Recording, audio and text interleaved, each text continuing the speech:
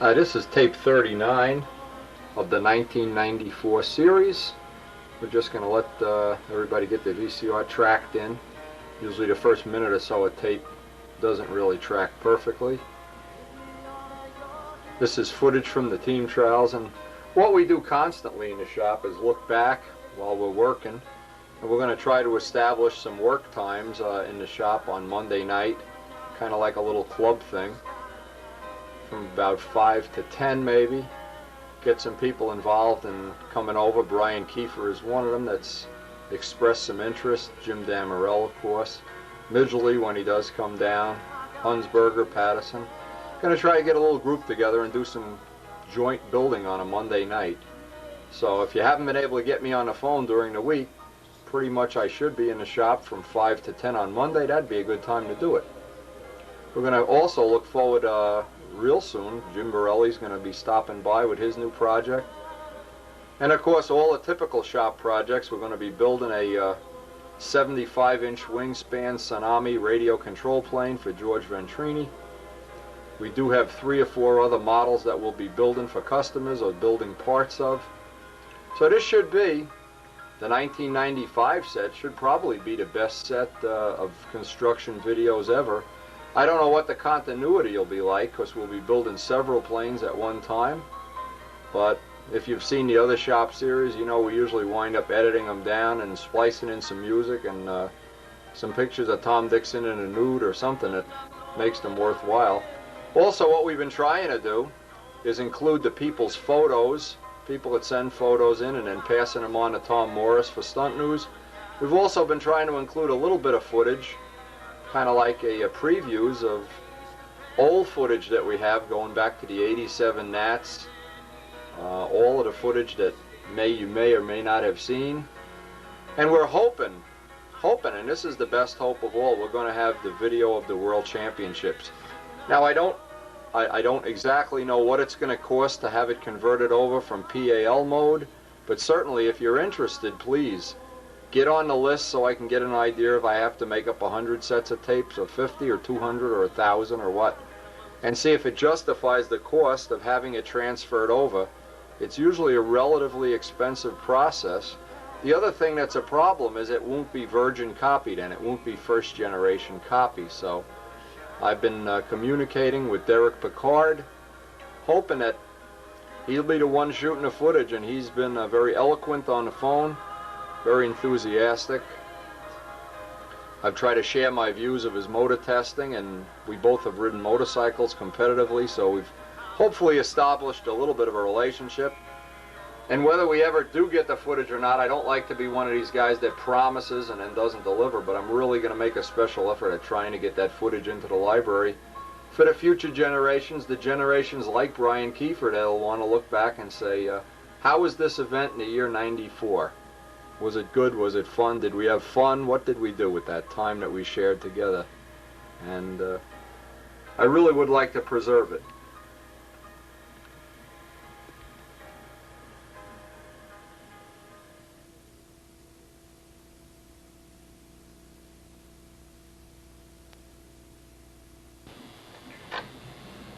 Now I planned on starting this video off, but we're going to have a few days delay, as you probably, I don't know if you can see this, I had a little lawnmower accident, burned myself pretty good, and rather than be working in the shop for the next couple of days, I'm going to just be resting this hand up. It's got a really nasty burn on it.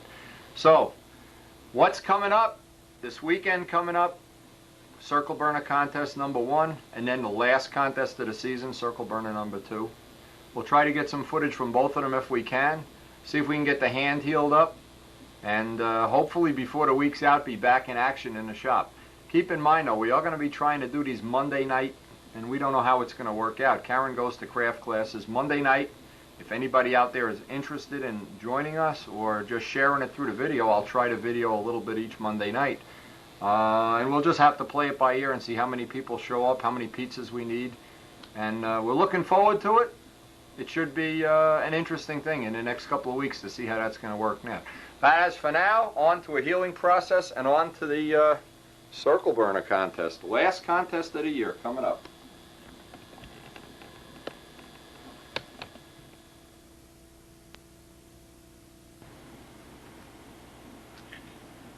Now, while I'm in wounded duck mode here with my hand all bandaged up, one of the things I think it's important right now, we're at the end of the flying season. Flying season is going to end in 2 weeks. And I mean, usually around here it ends pretty abruptly. And we really don't have a whole lot left we want to fool around with here. A couple of more test flights maybe, and that'll end our season. We get to the end of this season every year. But right now, because I'm, let's just say wounded is the good word, what I'm going to try to do is in the spare time that I have, and I have an hour today, I can't really go out and dig in a garden or do anything with George cement-wise. I want to try to make parts up for a kit. Now, one of the things that I like to do, if I have spare time toward the end of the season, I can make up the crutch. Now, no matter what plane I decide to build, the crutch is always a part that will remain constant. The other thing I like to do, if I possibly can, is cut the doublers. And in no special order. These are just things you can kind of get a kit together while you're waiting for the building season to start. The doublers, fuse sides. Now, no matter what ship, even if this comes out to be a Strega, a Tsunami, actually if it comes out to be whatever, these are parts that are going to go into, and they're constant. We don't change the crutch on every airplane. We don't change the doublers. We don't change the sides. I also ordered from Scott Smith a foam tail. Now, what I could do in this interim time while I'm waiting, and Midgley has already done it, he's sheeted his wing and tail.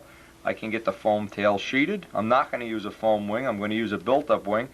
Joe Adamusco is going to provide me with a set of ribs, PM ribs. He made up an extra set, so when they arrive in the mail, I can start working on them. It's almost impossible to get sea grain wood here, so being Joe contributed a set, I'm going to graciously accept them. These are just things, what you can do, and this is great little technology. This seems like the kind of thing that wouldn't matter at all, but believe me, it matters. Now, the reason it matters is you also can get your material. All the controls. I can put the lead outs on the bell crank, get all the horns made, the arrow shafts. Now, this doesn't sound like you would be thinking, oh, that's a basic idea, nothing high-tech there. This is something every single person is guilty of, is you get to a point in building, Mike Rogers just called me yesterday. I ran out of silver dope, I need dope. There's another person, not to be named because it's embarrassing, has the wing ready to go and doesn't have the controls. Can't sheet the middle of the wing because he doesn't have the controls. Well, damn it, order this stuff a little bit ahead of time. So while we're at the, not even at the end of the flying season, I'm already getting my kit put together, my crutch, my doublers, sides, foam tail, ribs, material, at least 2 gallons of light coat, the silver. You know, no matter what plane you build, you're going to use that. You can make up the controls. Get the bell crank, get the lead outs on, get the arrow shafts made, get the horns all soldered, bushed, and all little bearings on. You can get all of this stuff ready. If you're going to use a fuse gear wheel pants, you can do the wheel pants. And no matter what you do, you can get this all ready to go. So when building season comes, let me just make this simple. Building season.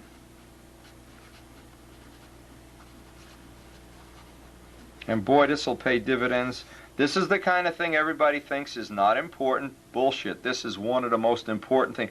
This is one of the reasons I'm able to crank out the amount of building in a winter season and still work on my house, renovate a house, watch a few football games, and spend a lot of time helping other people and not really, you know, have a negative impact on my old program because I have things ready. Building season's coming up. Get the parts for the kit. Get the wood, get the dope, get the tissue, all the parts, the hardware, the motor and tank.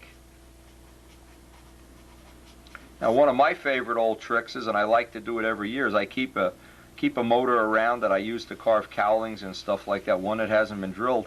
But then in the beginning of the season, take one right out of one of the planes that's got the tank shim right, all the bolts and everything right, the right glow plug in it, and just pop it right in. ready to go. Springtime comes, bingo. Now you know we'll be building a Super Tiger 60 plane. And there's one final thought here before we get into the next part of the video. Final thought. You make up a crutch. You just put, and we've done this so many times on video, I'm not going to bother doing this again. This is just redundant of redundant. You put the 1/2-inch wood between the mounts with the grain going this way. And you wind up with a motor spacing that basically this dimension here, a Super Tiger 60 fits in. Even if you're not going to use it, if you're going to use a 51, build a crutch, build everything around a Super Tiger 60. Now, every other motor, 51, 46, 40, Stalker, everything will fit into that motor bolt pattern. If you build it, and these mounts are closer together when you build it around, let's say a 51. You build a crutch for a 51. Now you want to retrofit it. Oh, the plane come out a little heavy, you want to put a 60 in. Problem, you wind up with the mounts being gouged out like this, and the bolt holes are here, and it's terrible. Build everything around a Super Tiger 60. This is what's known in drag racing or motorcycle racing as backdoor technology. If everything else fails, you know, even the most untechnical person can get a Super Tiger 60 to work. Also, with the mounts a little bit further apart, the nose is a lot stronger. It's a lot more rigid. So, another thing we're doing this year, and I would suggest everybody that's going to use a Super Tiger 60 do this. We make up the crutch. Again, this has been done on so many videos. If you have to see it, you know, you can borrow the video or steal it or whatever. And you have this crutch. I'm not going to make this too fancy. You have the 1/2-inch wood between the...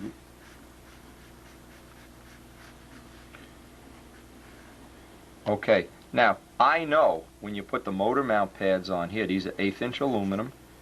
The first, you'll never ever shim the tank lower than the pads. So you can glue side to side grain 1/8-inch wood.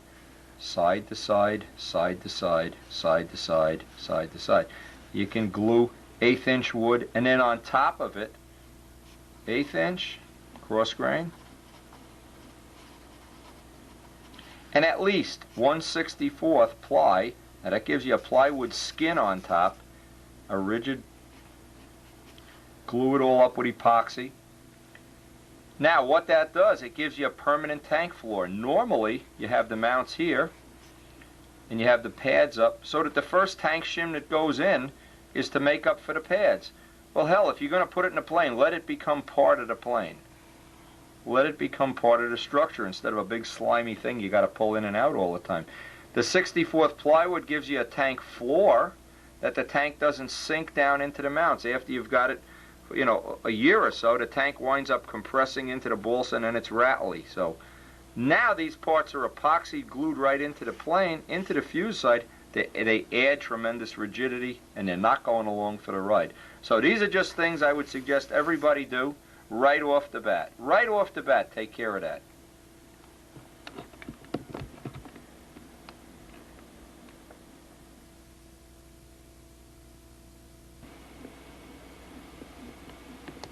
Now here's that crutch already made up, the 64th plywood already glued in place, the first tank shim that brings it up even with this already glued in place. Everything rock solid here. I always put the little bit of curve up in the front of the nose, and I always use a motor that's not been drilled out so I can get my first 1.5 degrees to 2 degrees of offset built right into the crutch.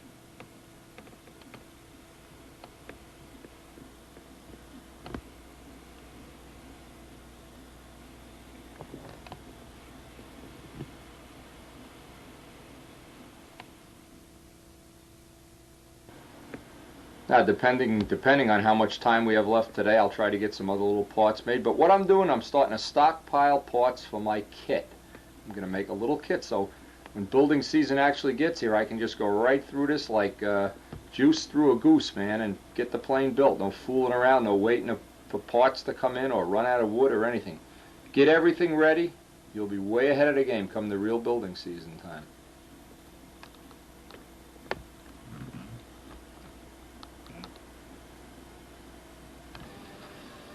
And one of the things I want to do is lay out doublers here, and it's real handy. I have the doublers from pretty much every plane I've ever made, including some of Midgley's here. So I can go right through it, and I can interpolate, get my nose moment arm, my wing position, everything right off the planes. I don't even need the planes here to do this. And I can lay out the doublers, and of course I'll make a pattern for this year's plane in the process. But having all the cowl outlines, the exhaust outline, all of the things I need to make doublers, boy, it's a big, at this point in time, it's going to save me a couple hours of plotting this out, drawing plans, drawing drawings, whatnot. And I know I'm making a copy of a plane that hopefully already is trimmed and flies well, and I know where the vertical CG is, so I can interpolate just a little, move the wing up and down just a little, shorten or lengthen the nose. If the plane needed nose weight, I'll shorten the nose 1/4 of an inch. If it needed tail weight, you know, if whatever, I can make those adjustments in the pattern. That's why I save all of these patterns religiously. Good idea. Make a pattern for each plane you have.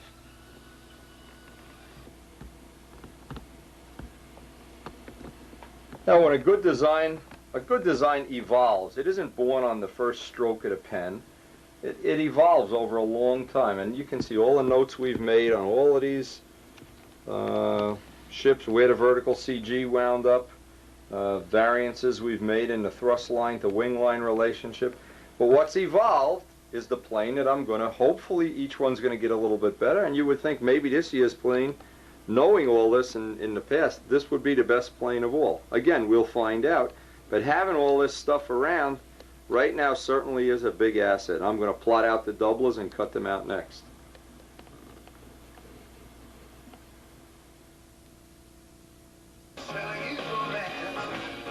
Now after plotting out the first one, I just use that for a pattern to make the second. Always use the first one to plot out the second one. And then we'll marry these together and make sure they're exactly mirror images of each other.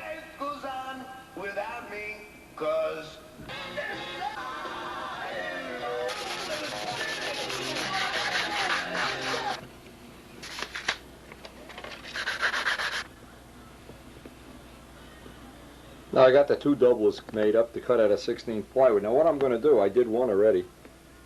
I'm putting an extra piece of plywood on the nose. I want to make the fuselage a little bit wider now. So this is an extra piece of 32nd ply with the grain going straight up and down. And boy, once you do that, you realize, holy mackerel, is that stiff. Does that add a lot of strength for just a few grams of weight? What it'll do too, it'll widen up the body in the front. The other body was a little bit too thin. I like to widen it up. And that's one way of doing it and still confining the tank nice and tightly.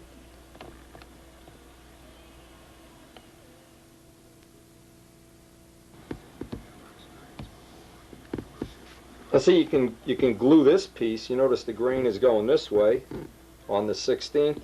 On this piece, the 32nd, it's going straight up and down, so it should give a lot more torque resistance, and that's definitely the way you want to do it. You'd like to get the grain going straight up and down at this point on the second piece, on the doubler. Let's call it the doubler. Anyway, we'll find out how this works. This one's already done. I'm going to clean this one up. Now, it's easier to glue this one right in place and then trim it. If you try to cut 2 the same, they don't always marry up and everything just right, but this way you can get them. The second one will come out. In other words, we use the first one for a pattern. That makes sure that one's exactly the same. When we take that one out, it's already glued to that. We make sure the wing drops right in position, and that looks like it's going to be real accurate. So should be real nice. Should be a real nice, hopefully a nice rigid, and again, it's always what we're looking for, that rigid, strong nose section.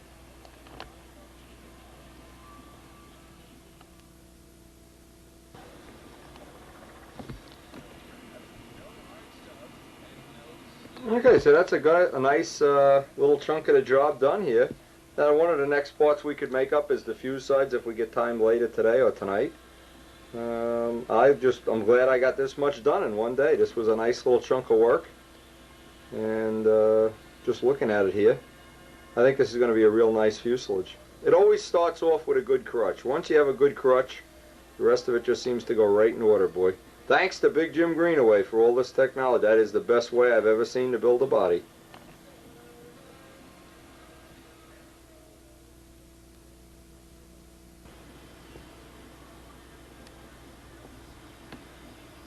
Okay, I plotted out from the doubler. See, this is like playing leapfrog. You make one doubler, From doubler 1 you make doubler 2. From doubler 2 you make the fuse side 1. Plot out where all the formers are going to be, the arrow shaft tunnel, the tail wheel, everything's plotted in here.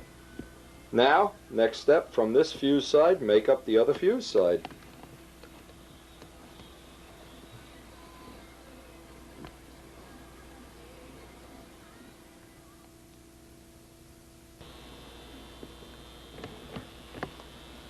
Now we got a nice little start on our kit here. We got the 2 fuse sides. All the formers laid out in the back, and of course we're using 1-inch spacing and 1/16 side-to-side grain formers, just like on Tsunami. The doublers came out real nice, real rigid. So next step, we're going to see if we have time later today. We'll get the doublers joined to the fuse sides. That'll be the next step in our little project plane here. Getting this kit in pieces.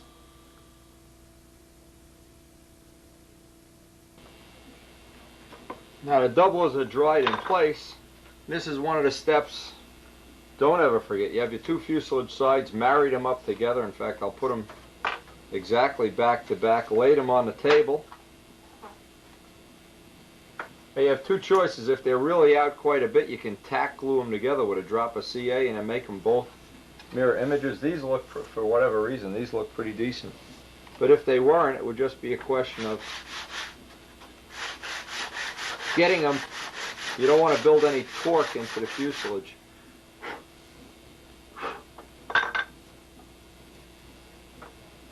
Okay, that was a pretty painless set of fuselage sides to make.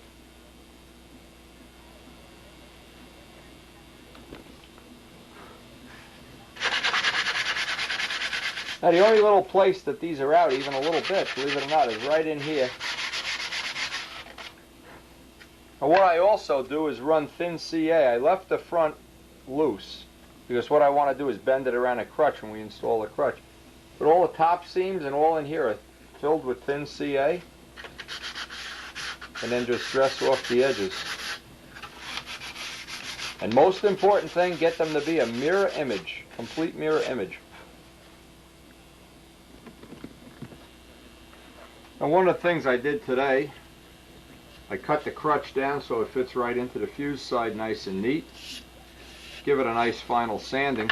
I'm also going to make some 64th plywood braces in the back of the fuselage where we normally notch the stab out here. I want to have a little piece of 64th plywood so when I grind into this I can get a little, and I'm just making this about a 1/4 inch oversized, just so that it becomes like a little half of a horseshoe under the stab with the grain going straight up and down. I'll show this up close.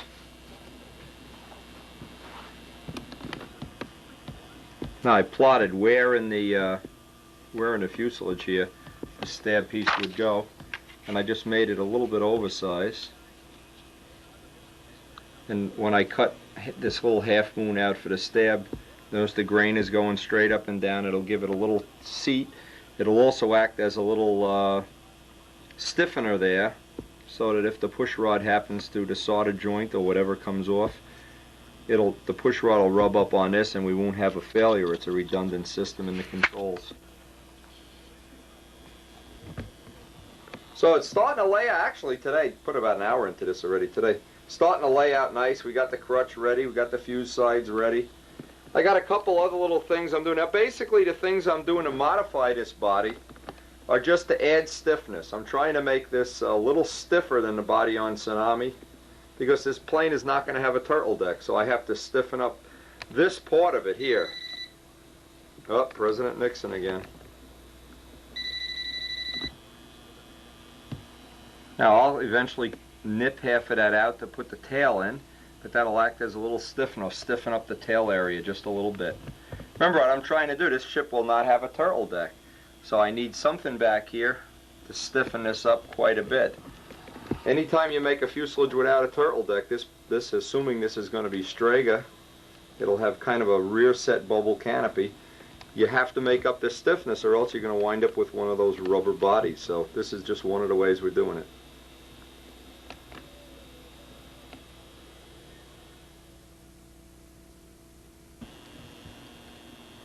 Now this is glued in place. Just one other thing that's a big help here is I put a little CA about 1/4 of an inch out onto the raw wood. So we don't transition from hard plywood to soft wood. It kind of like transitions easily. You don't get a stress riser there. That's an important thing to keep in mind. You don't want to have hard plywood and then no plywood. You'd like to have a transition, and I'm kind of softening this edge. I'll sand this edge down. So, and I'll do the other one off camera, of course, at the other one. But the grain going straight up and down. That's a tremendous good little tip, whatever you want to call it. And I've done that on other planes, and it's stiffened up the tail quite a bit. When I was running a relatively thin body, that's a great idea. It's actually a good idea even if you have a thick body.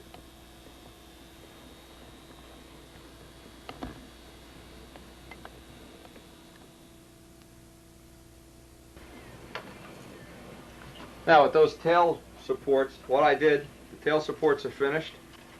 I glued one side of this in perfectly straight. Get it CA'd in with slow CA. Epoxy would probably be better, but I really want to get moving today on this. Now you can notice where I ended the curve here of the crutch. What I'm going to do, I'm going to build this up once I get the crutch framed out. I want to build this up with layers of 64th plywood and connect it right into the doublers here with about 3 or 4 layers of 64th plywood. So I've really connected the plywood into the crutch in one piece here. I've got the first piece of 64th in there, and of course this double laminate of doublers ends right there. So that'll be real nice and strong, I hope. Now I just have to line this up on the table, get my alignment this way. And the critical thing, of course, is where's the triangle? Is get the wing in. Nothing else is really as important as getting the wing exactly in straight. Put a mark on it, and then we can tack it in.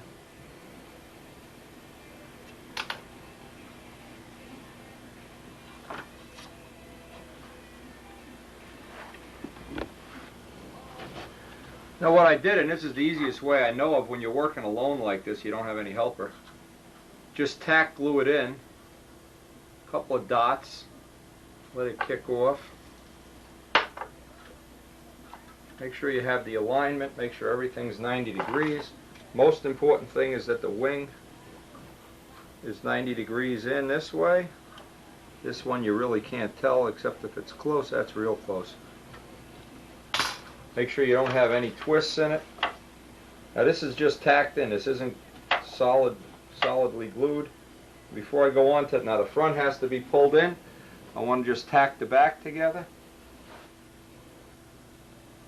One drop will just hold it back. We're going to put a spacer in there, but this will just hold it while we're doing the front part.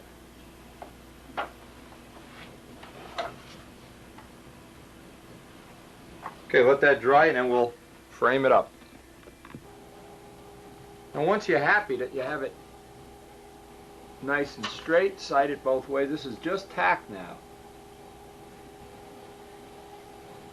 Then you can go ahead and just run a permanent bead of CA right along the whole joint. But don't do the permanent joint until you find out if it's straight, because if it's not straight, you can still break it apart. If you have to break it apart, soak it with acetone.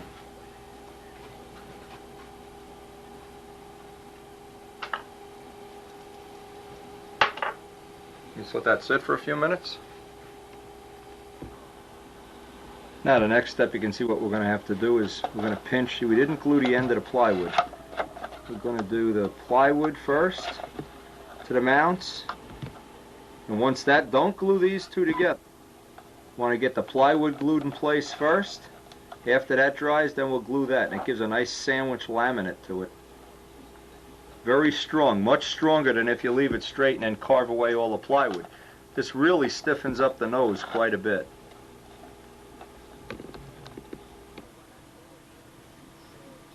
Alright, there's one side all glued in, and we're ready to glue the other one, one strip at a time. If you try to glue them all together, it's not a good idea. I like to pull one down and then pull the other one down. Now the way I like to do this pull the first laminate over, first piece of plywood. Make sure you get a nice tight fit. And I'm only going to glue. The glue this way is capillary. It runs right down into the gap between the mounts. Pull the first piece. Now I haven't glued the first piece of plywood over there yet. It takes a second or so to let this kick off. Give it good pressure. This adds a tremendous amount of strength to the nose. Instead of carving into all that plywood and then you always have the little hardwood balsa wood joint that doesn't seal up right, this is really a nice trick. Now see, there's still one. I haven't glued the second one yet. Let me show this on a close-up.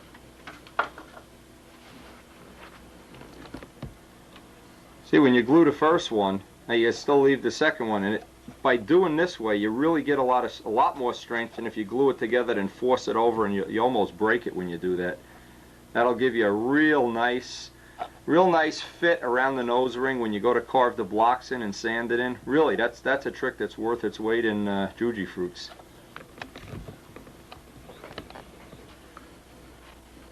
Now, of course, gluing the second piece is just redundant. By doing it in this way, the thin CA goes right down into the joint. You can get both sides glued at once. Press it together, let the extra ooze out, and then seal the edge. In fact, we're going to go around the whole edge now. The whole edge here, all the edges of the plywood, the thin CA, let it seal it up at this point. So now we have nicely laminated plywood with a curve, the right curve. It'll go right into the spinner. And hopefully there'll be very little carving and sanding up there.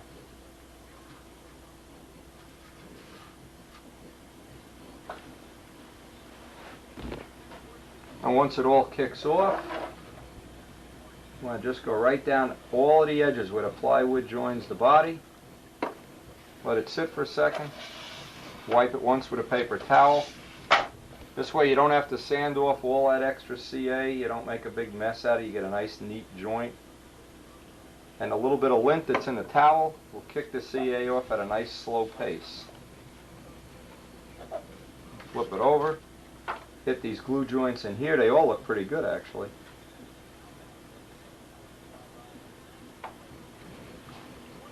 Look around the pads here. We could get some of that in there. And when we install a nose ring, we'll fill in all these little gaps up here. There is a little gap. We'll fill it in when we do the nose ring.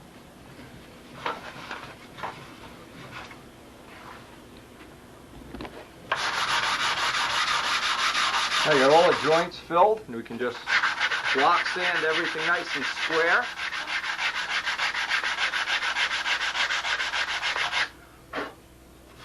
Dress off all the edges.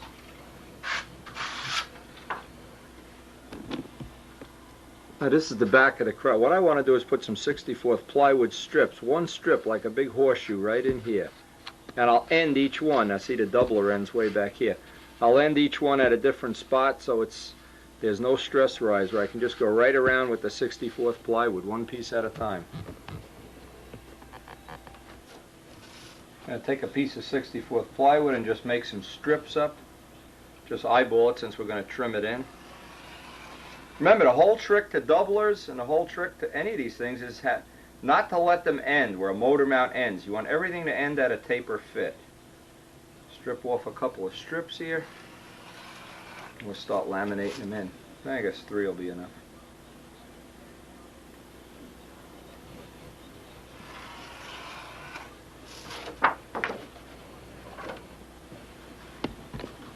Now I'm just making a rough fit how these pieces are going to go in there. I want to cut it ahead of time, of course. And this will really, hopefully, connect the motor mounts right in there. And I'll get it right into the corner. And we'll do 2 or 3 layers in there. Now there's the first piece of plywood glued in. You see how it's ended at an angle? Each one of these ends at a different spot. Now I'll put the next one maybe an inch or 2 shorter. Just go right around. But all ending at a different spot. I don't want to have this where it ends and then motor mount ends and fuse begins. That's where you have a stress riser.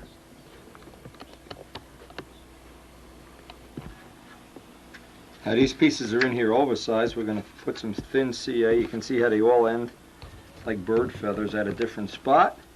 And the last thing you do, once this is all glued in, take it into the other room and take the Dremel sanding drum and just drum this right off.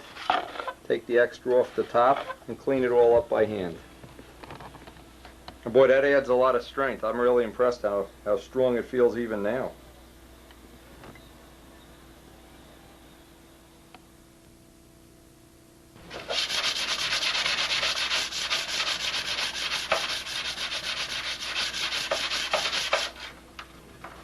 Rest this all off, especially in a wing saddle area, get it nice and clean.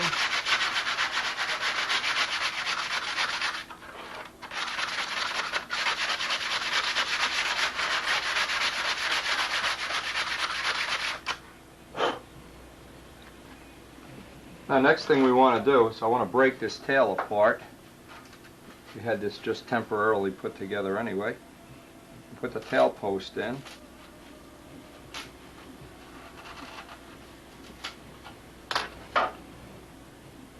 What I need to do is find a piece of nice and punky 1/8 inch here, because the hinges will be going into this. Too thick. This looks good. Now what the trick here is you got to put a little bit of an angle on one of these sides so that you get a nice joint. Otherwise it just catches on a point and you don't get a nice taper in the body.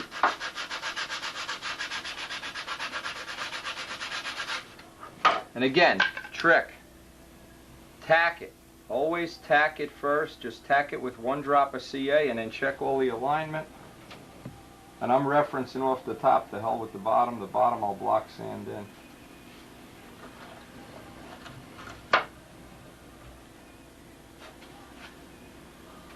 And then we'll sand this nice and square at the end.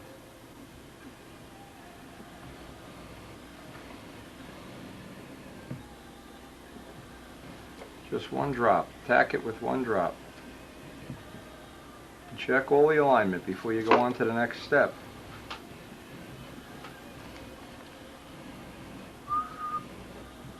Now what we'll probably do, because we still have that one contest coming up, we'll put that contest on a different tape, so that you don't have a half a tape and a half a building thing on one. Yeah, that looks okay.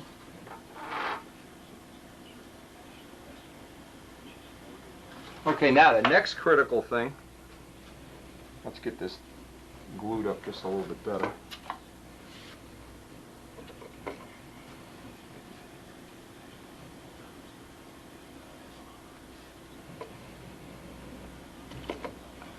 Now let that dry, and then we'll get the thickness at the front of the tail next.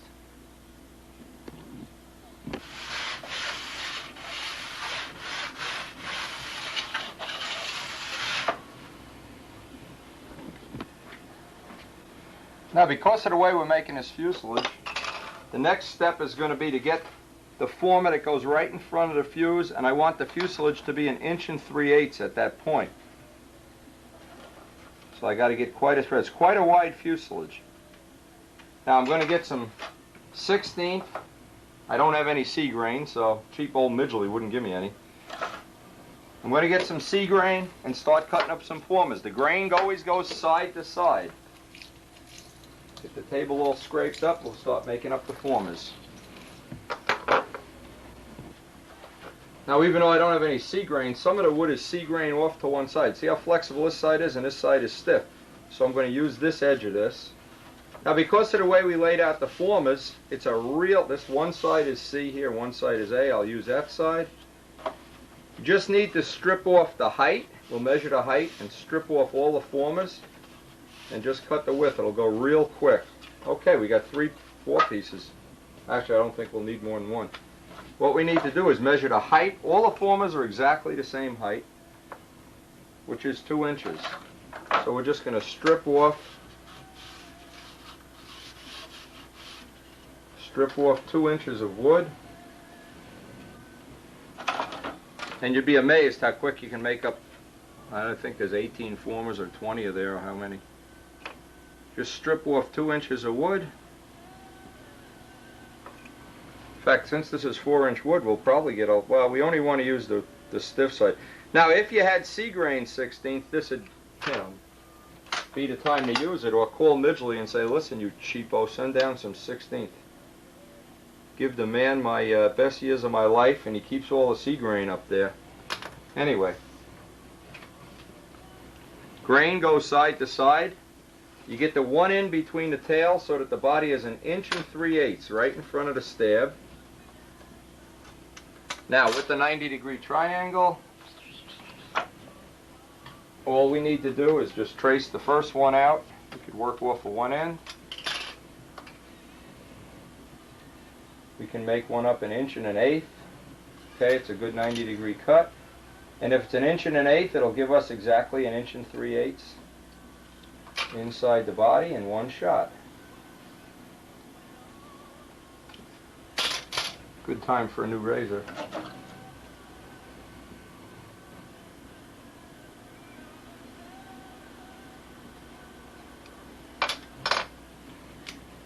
Now when you do the body with all these little formers, it really comes out stiff. It's an unbelievable thing how stiff it comes out. You want to look, this is why we mark them all up ahead of time, for the one right in front of the tail. Drop that one in. We'll see if we have too much of a curve, maybe we won't be able to get a full 1 3/8 inches. Yeah, it looks pretty good. Look at it both ways. Looks real good. Make sure you write on the lines. We plotted out all the former locations. You would think with all these formers it would be a big pain in the ass to do this. Not really. It goes together real quick. And you can go right through this now. Now what I like to do is put in every other one, or every third one, and then keep the curve. Don't try to start at, this is a good trick, don't start at one end and work your way up. What happens, you get a big wiggle in it. Put about every third or fourth one in, and then drop every, in fact we'll put every fourth one in. Let's see how, yeah, every other one. Anyway, randomly, and keep the curve, and then just drop into ones. They're all perfect 90 degrees. You can just slice them off with the tri-square now. This is the only critical one. You really don't want to have the body any thinner than 1 3/8 inches right here. This is the front of the stab. Okay, perfect. So what we'll do is we'll pick one up. Let's pick one up behind the wing next, and then one about in the middle, and then just start working our way toward the middle. Just fill in between. Now I'd like to get the one right behind the wing.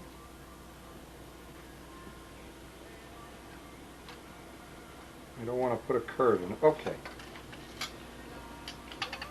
This is such a nice way to build a body. After you build one this way, you wonder, holy mackerel, all that nonsense cutting out formers. Now we'll put a little stringer on top to make up for the fact we have no support at all. None at all where the arrow shaft's going to go through the body. Because it's 90 degrees here, it should keep everything nice and straight. Always make sure you're maintaining the curve. Get it right on the lines. Now this one's going to sit up off the wing just a little bit, so some of it will have to be trimmed. If in doubt, tack it in with one drop and take a look at it from both sides.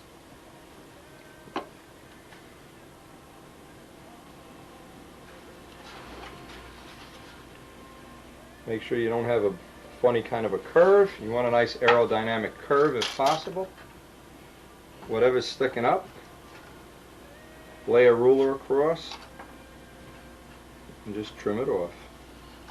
What you wind up too, figuring when you take all the formers that go in here, it'll be lighter than if you did it the old-fashioned way with 1/8 inch, and it'll be a lot more rigid. Now let's try to get one right about in the middle. And what's nice now is we can reference right off. We don't even have to fool around here. We can reference right off of here. Don't even have to measure it.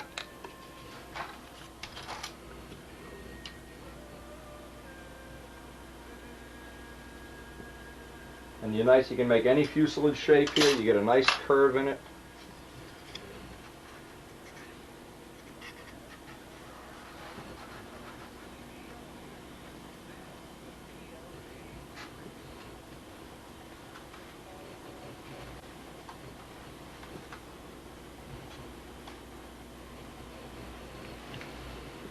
Make sure you're not bowing out.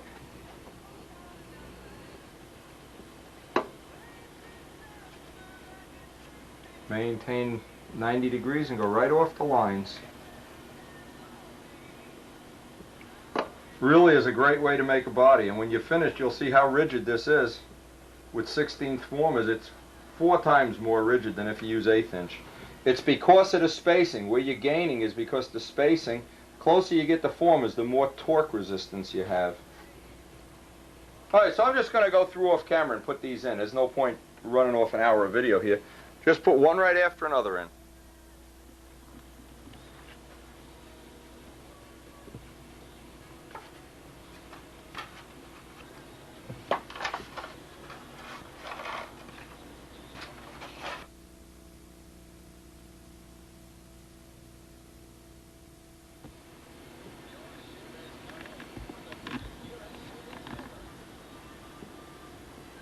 Now you can see we got every other one in, pretty much every other.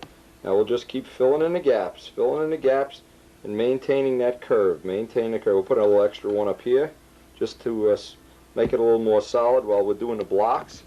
But it really does go fast. You just chop them off, make sure you have a 90-degree T-square. Goes together really fast. And be total integrity. You never lose the curve, top or bottom. It always stays real nice. Real easy, nice way to build a body.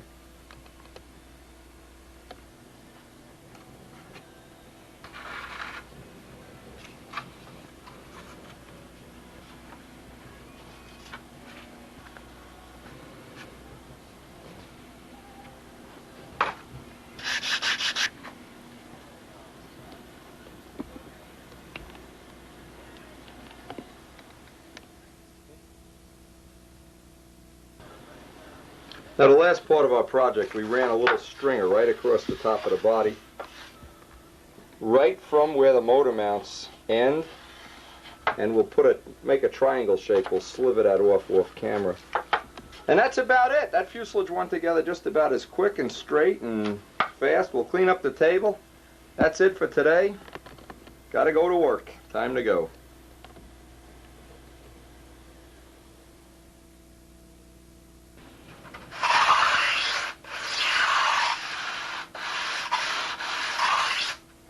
Well, for one day, I guess this went together just about as nice as I could expect. I chamfered off the edge of that stringer.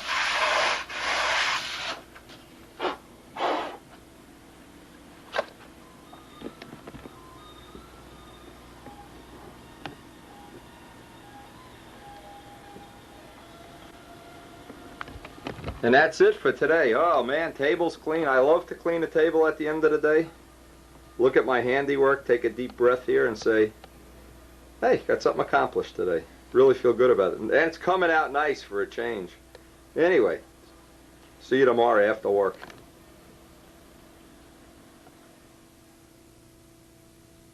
Now, you don't think there's balsa dust in this cellar? Carlos is here. We're trying to get this TV working. Look at the dust and dirt on this television. It's not full of coal, Tina. Look at that dirt. Oh my God. Let me get a close up of this. Oh my God, can you believe this? Look at the dirt. Oh. Halfway decent top block. And we're going to try to cut the profile shape out of it so that we get the top block and a bottom block. Of course, Strega doesn't have a turtle deck. And so we can make a relatively thin top and bottom block. And we want to keep the top and bottom blocks relatively even. Let me just lay this out. The wing is kind of in the middle of the body. We want to have the same amount of top block on top and bottom. We also want to get that all-important taper, and we want about 3/4 of an inch. We used to use a 1/2 inch, and after having a long talk with Jim, he said put a little more taper in the bottom of the body. We're going to try that. So we're going to taper it from 1/4 inch to 1 inch. And then of course we'll be ready to carve the kind of top block will follow the normal shape. Try to emulate the shape of Strega's top anyway.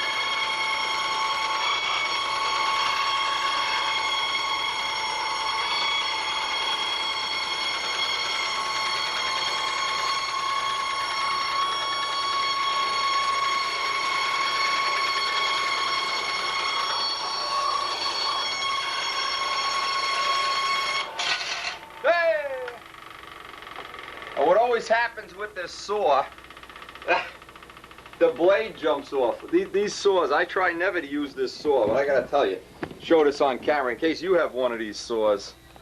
This thing is such a pain in the neck. When you're cutting, the blade's always coming loose. That's why I hardly ever use it. Save your money. Buy the small Dremel saw. I think you're better off. Anyway, we got that block snapped in half. So now we should get a top block and a bottom block all out of one piece of wood. And trash these Delta saws. Garbage.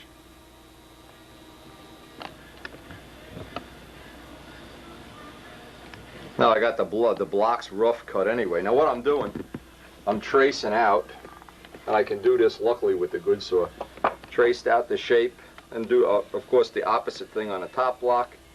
Trace out the sides and lop off all the extra wood on the sides, and then I'll reverse it and do the same thing on the top block.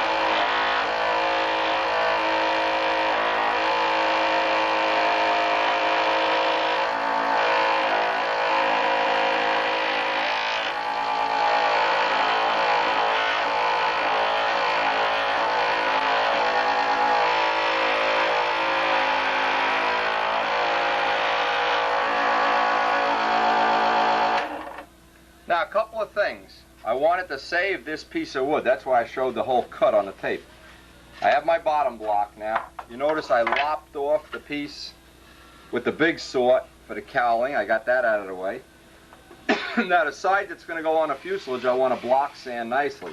Also, you see when you're pushing this through the saw, it'll go boom, boom, boom, whoop, boom, boom, boom, whoop. Go back and play the video over again. This is catching hard spots on the wood because this is not a good block. Midgley wouldn't give me his good block. So what I did is I'm trying to make the most out of what it really isn't a good block. This isn't even soft in all the spots. It's got hard spots in it, but we'll make the most of it. But I want to save this piece. That's the whole point. I can make some wingtips. I can make something out of this. Cowling parts, whatever. And getting good blocks is getting to be such an ordeal. I don't throw anything away. Everything goes in a scrap pile, and I'm going to save it, even if I have to laminate these all together later on. But anyway, I'll do the same thing off camera with the top block. Now what you can see is I've tried to get the grain going right down the center. I don't know if you can see this on the video. Never try to do this. One of the things that I used to do years ago is try to cut the block off to one side so you could save a big piece. And then the block always has the grain running the wrong way. I try to cut this with the grain. The grain was off just a little bit to this side, so that's a good tip that can save you a little bit of aggravation or a little bit of work or whatever. All right, I'll do the top block off camera and we'll be ready to tack this guy up. Now before I attach the fuselage to the bottom block, and of course I've already done, top block's already cut out, and take some 80 grit paper. This is a real good trick, by the way. Just take a block and some 80 grit or 100 grit or whatever, level out the bottom, and leave the dust in place. The reason is the dust will kick off the CA. Get a nice dot, whatever you want to call it, couple dots of CA.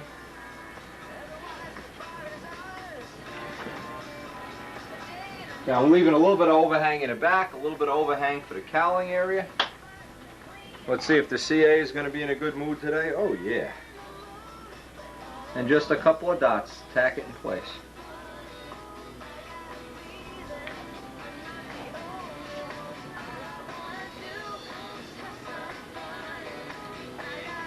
Now one of the ways you can make a nice carving on this is put some tape along the body while you're doing the rough carving.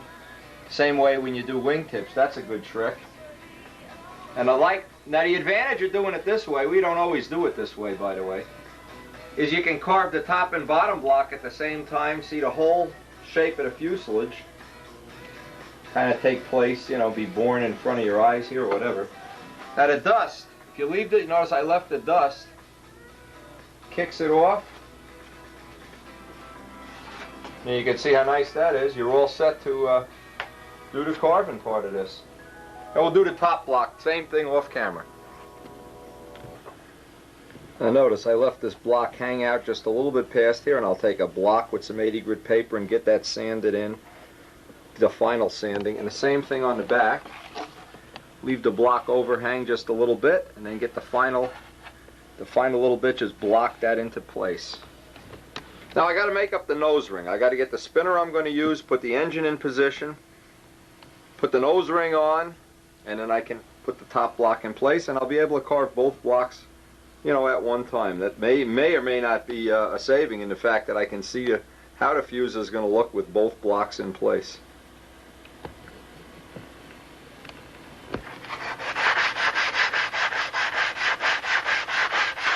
Now you can get a nice fit right up against the back. And we'll repeat the same thing. Repeat the same thing with the cowl fit.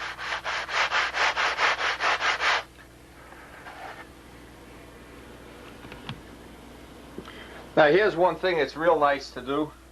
To get this cowl fit, this is one of the fits you want to get that's real nice. I just took a piece of 100 grit paper, taped it to the glass table. Take the fuselage and just try to reference off the top.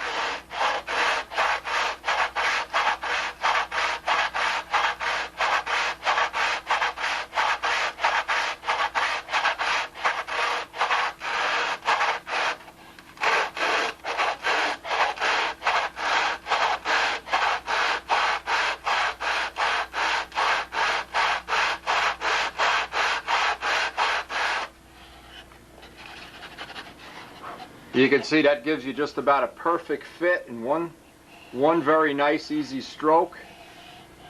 No extra effort there. Now if you really want to be, we're going to line this with 64th plywood anyway.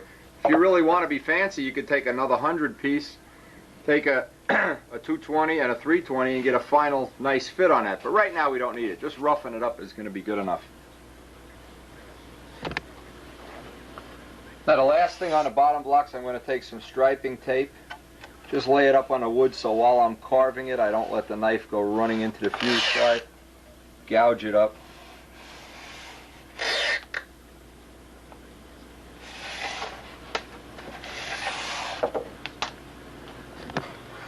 Now as you're doing the carving, of course, now you can't really, hopefully not, run the knife up into the fuse side, and it leaves you a couple extra thousandths of material there. So what'll happen is when you put the block on the final time, you can just get that final blend right in. We'd like to have a nice curve, both sides. Alright, next thing I have to do here, I have to get the spinner out I'm going to use, put the motor in, and get the nose ring in position before I can glue on the top. Notice another thing too, good tip, while I'm doing this, every 2 or 3 minutes, it seems like I'm a fanatic about it, I wipe the table and scrape it with my ice scraper. because I don't want to get little dots of hot stuff and little lumps. Every time I lay the body, I'm going to put a ding in it, a ding, a ding. By the time you're done, it starts to look like a piece of cheesecake. Like to keep it in, you know, nice pristine shape. Hopefully forever. Have no dings, but realistically get as few as possible anyway. Now to make the plywood nose ring, I'm taking one of these thick ink marking pens, take an old spinner, put some tape on it, lay that shape out and leave the ink line on. Now this is 16th plywood. What I'm going to do is double it up. The reason I'm not using 1/8 inch plywood is I'll get an extra laminate this way. This is 3 ply. I can get the grain going this way and the grain going this way. I want a real strong nose ring because that's going to be part of the cowl support. So I'm not using light ply or anything. I want to leave that ring on so I can sand it, the final sanding right into the nose ring. That'll give me an extra little clearance there. So I'll just cut this out, glue it on over here so with the grain going the opposite way, and then trace out my hole in the center and cut it all out on a jigsaw.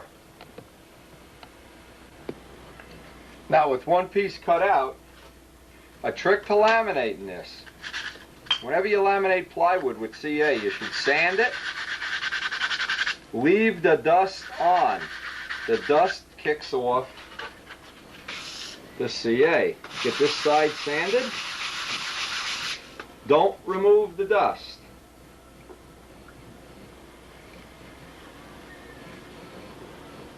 You want to get the grain, cross grain.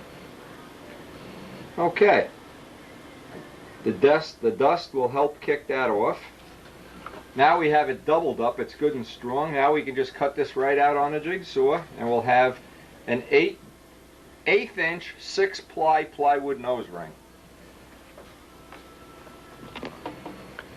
Now you can see we have the grain going in one direction, and then the other piece it's going the opposite direction. Now the next thing I like to do is make sure this matches the back of the spinner,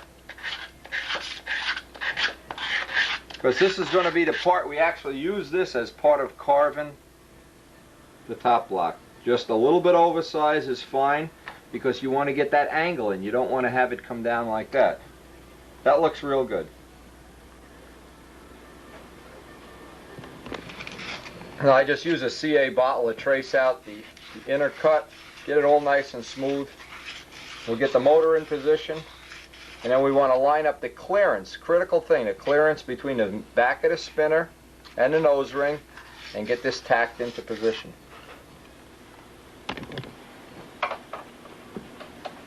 Now when you put the engine in, you want to make sure you have the offset. Now we got the 2 degrees built in here when we made the crutch. You want to make sure that you're using an engine that doesn't have the holes over drilled so much that you can't get the right offset. I always like to put about 2 degrees in. 2 degrees is 1/4 of an inch of offset at the tips of a 13-inch prop. We've all been through that already. Get this bolted in, get the spinner on. Now the trick is get that little plywood back plate on before you put the spinner on. Make sure that's nice and tight. It's got the offset built in. Okay. You want to put this on first. Make sure you have it. Now I want to put the spinner on. Just get a rough fit where we stand here. Have to ream out the back plate. This is a back plate, has not been reamed out yet. Okay. And I can see we have plenty of clearance here, so that's no problem at all.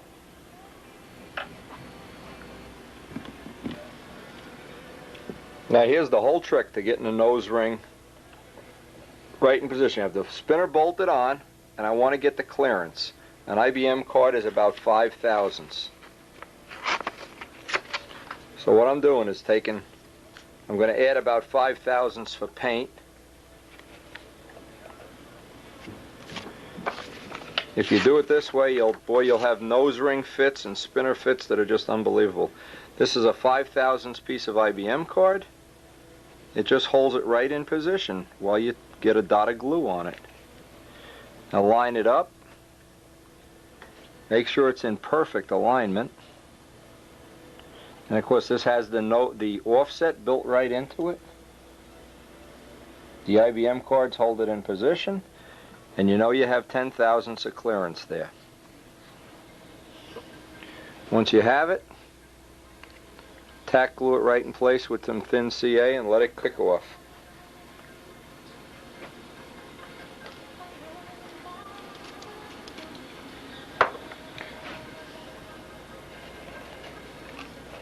Check that you have all the clearance. Now we're going to build up a little fillet of hardwood in the back here because I really want a lot of support on that nose ring. So I'm going to build up from the back. I'll build this up now with some little pieces of scrap. I'll do that off camera just to get a better support fit. Now we got to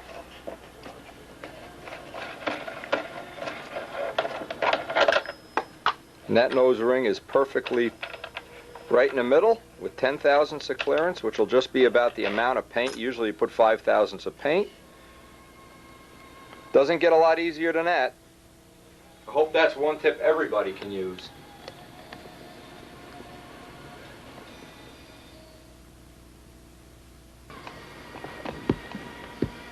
Now see, I want to build up, connect the motor mounts to the nose ring here in such a way.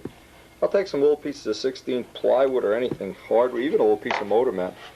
I just don't want to have a stress rising corner there. I want to have a little bit of a radius. And that is so nice how that nose ring goes on there.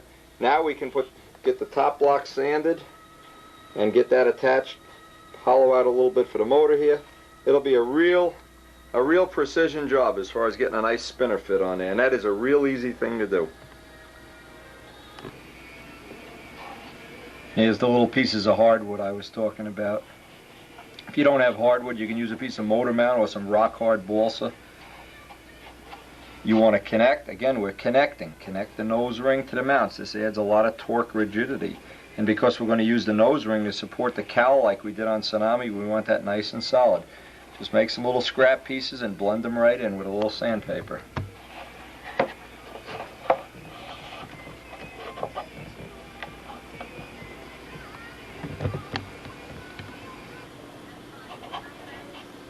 Now just finalize this with some little scrap blocks on the inside also.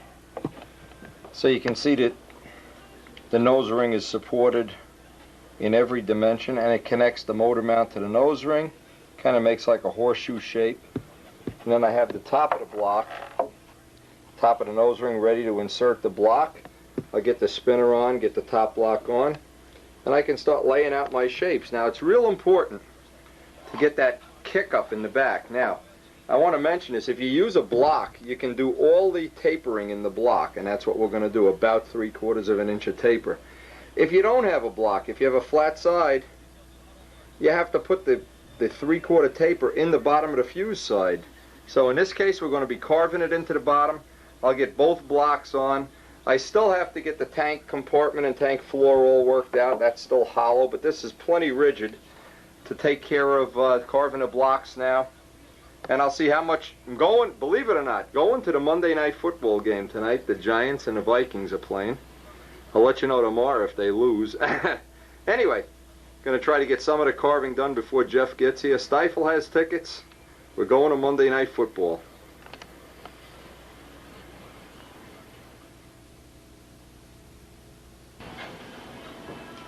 Now the way I like to do this is I like to do this with the motor already in place and the spinner on.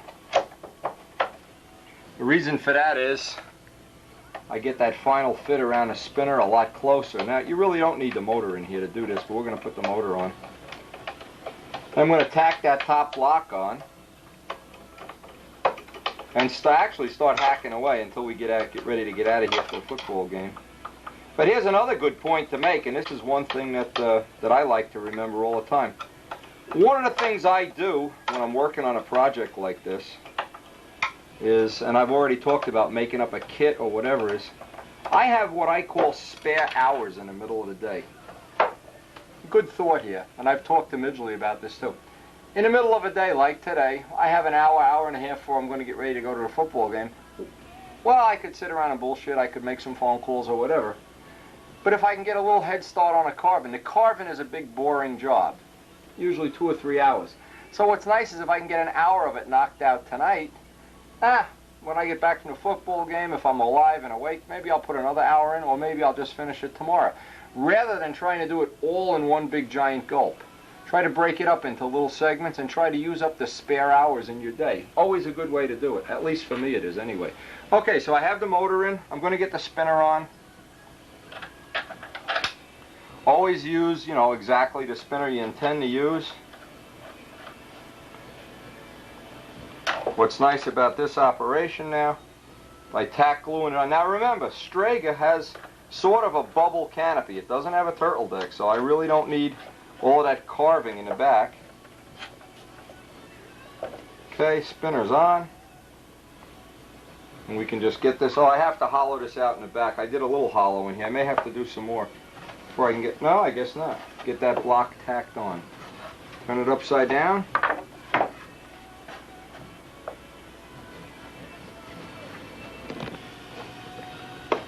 Now what I did, I put a little dot at the tail to tack it, make sure I'm nice and straight down the whole length. Press down on one side and we just start tacking away.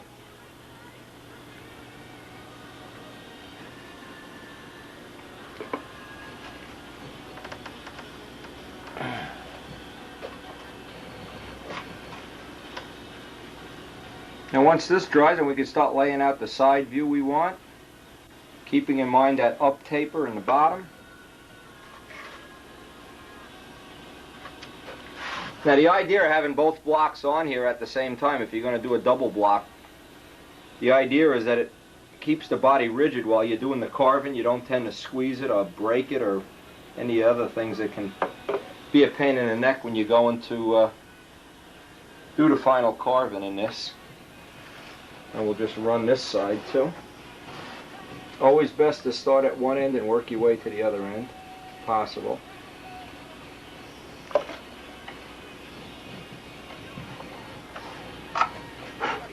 Remember, when you sand the block, leave the dust on. The dust will just kick this off. You won't have to be bothered with kicker and breathing in all that junk.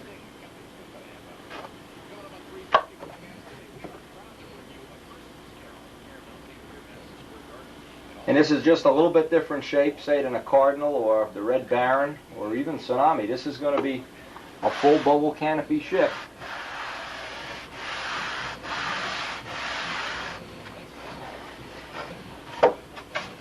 Okay, then I always run my hand down to see if I have any soft spots that I missed. No?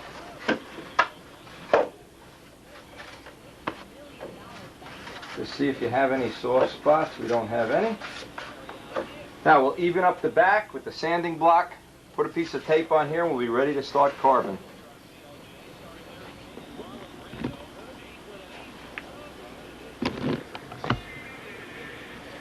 Now we just laid out roughly the amount we have to lop off here. We'll try to just lop this off. And we put in our taper on the bottom. So these are just big giant amounts we can lop right off as soon as possible. And then we're going to start putting in as many of the curves as we can into this. Get as much of it carved out here. But those are just big square areas we can take right off before we even start.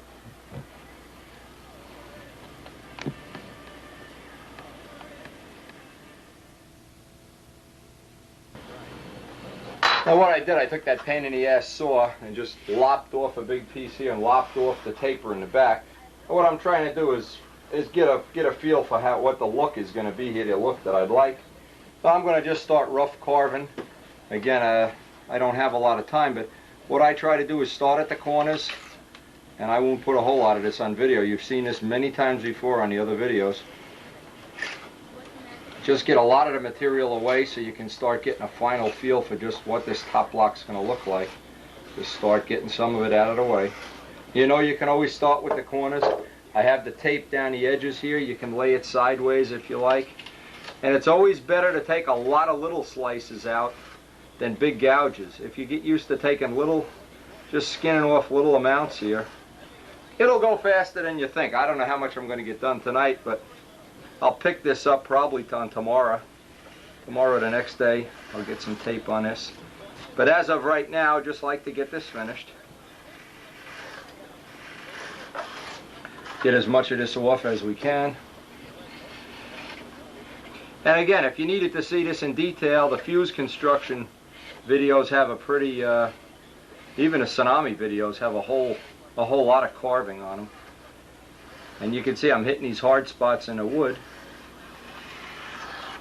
If you just work the corners off little by little, I get most of this done on the animation feature.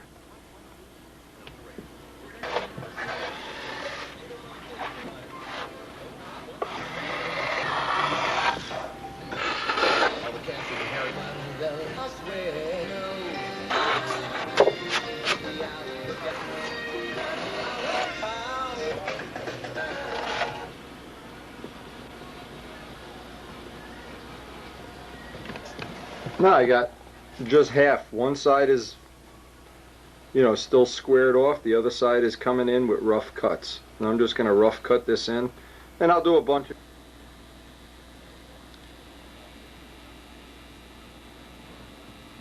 Well, you can see how much carving and sanding I got done on the top. I haven't started the bottom yet, of course.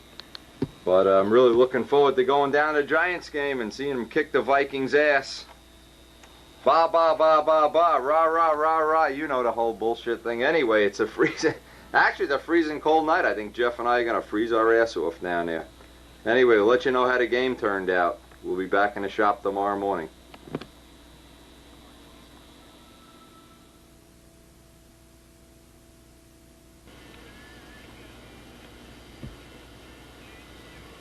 Can you believe this?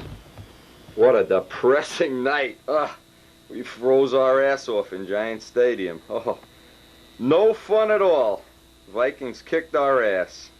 But we did get to see LT retire, and hey, it was fun. Back to our fuselage. Come on, fuselage. Okay, we're going to try to do some work on this today. I don't know how much we're going to get done. Still recovering from the shock of being whipped by the Vikings. I can't believe it.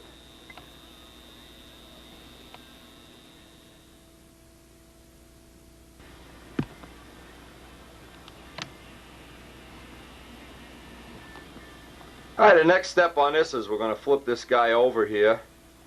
And I don't know how much time we're going to get to work on him today. We're going to try to lop off the same as we did on the top. Lop off some of the bottom block. Get the bottom block at least roughly put into shape. And then look around and see if we're happy with the shape.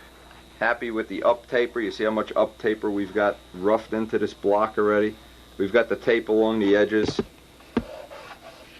Actually, the top, what I did is, just before we went to the football game last night, I took this outside, took my big sanding block, and did a lot of sanding on it to try to get a nice smooth contour. I want to try to, again, I'm trying to get that nice a shape similar to Strega, because this is going to have a bubble canopy.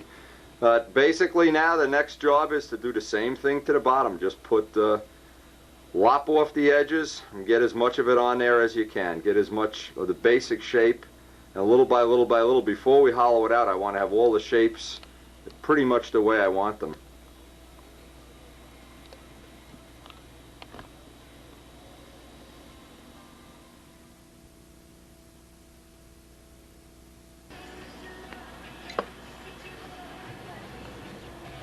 Now this is this is one of those sessions I'm always talking about. I have a couple hours before I go over to work with George on the concrete.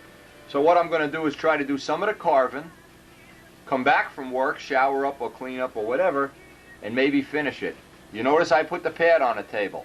Now that I have a part of the top block carved, I want to be working on a table so I'm not banging the edges and dinging it all up. Important. You can always work off of this. Another thing too, this lets you do at the end of the carving, you can fold it up and take it out in the yard and throw it in the neighbor's yard. Well, not my neighbors anyway, being they're all in a mafia. Anyway, I'm going to start rough carving this block up, and I'll do this on the animation feature, it's easier. But keep in mind, what's important, I have the top end, now this is a nice solid thing to work on. When you just have a top block on here, and I've done that many times, you've looked back at the videos, you're always squeezing the bottom and breaking it and crushing it, and so having both blocks on at once really gives me an advantage. I have something to hold here. I sanded this nose ring in last night. I didn't really get a good fit. It's not as good a fit as I'd like, and I'm going to finalize that later. But I'm going to start with this block, and again, because it's not a particularly good block, I really have to go slow. Keep the tape on there. In fact, get that tape over there. And I'm just going to start on the corners. It's pretty easy. I want to watch this area up here to keep the curve I want. Always start a block with a new blade and then just start hacking it out. And we'll do a lot of this on the animation feature. That kind of condenses time a little bit. But it's always a lot easier if on a block this size or a set of blocks, get an hour of carving in, go do something else. Get another hour, go do something else. Mow your grass or, you know, do something. If you try to do it all in one sitting, and I've tried to do that, boy oh boy, it really gets tedious. You start rushing it. It gets boring. You don't enjoy it. It's always a lot better. I can see how many rough spots there are in this block. That Midgley, I'll tell you, he needs an ass whipping. He needs the Vikings to come up there. They steal parcels from us, and they give us the Vikings. Anyway, we'll do a lot of this off camera. We're going to come back to this, and we hope tonight, after a couple hours of working outside, get some sun and air, I'll be able to put in a good session tonight on this too.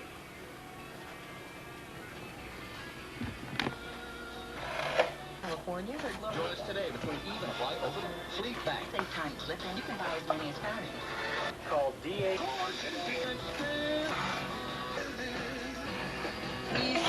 I got it so special. Well, we schoolboys. Nobody's ever had able from his butt and cushion. Alright, we got one side rough carved. Now what I usually do is clean all the crap off the table before I start the other side. And I'll just do this off camera. Rough, same thing, rough carve it. Take it outside with the big T-bar. We got the big T-bar here. Get all the sanding done. I'll do it outside, actually. It's a day I can work outside. Try to get this finished up. And it'll be, by the time I do that, it'll be time to go to work tonight. So, what a lot of fun, huh?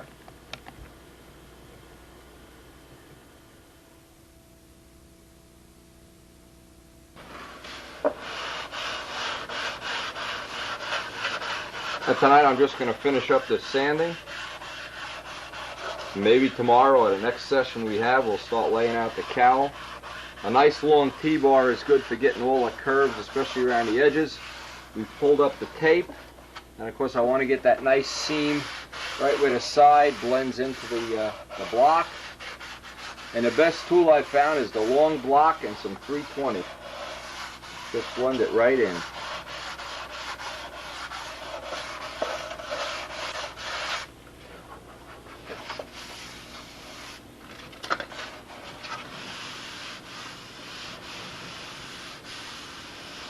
This looks like it's going to be real nice.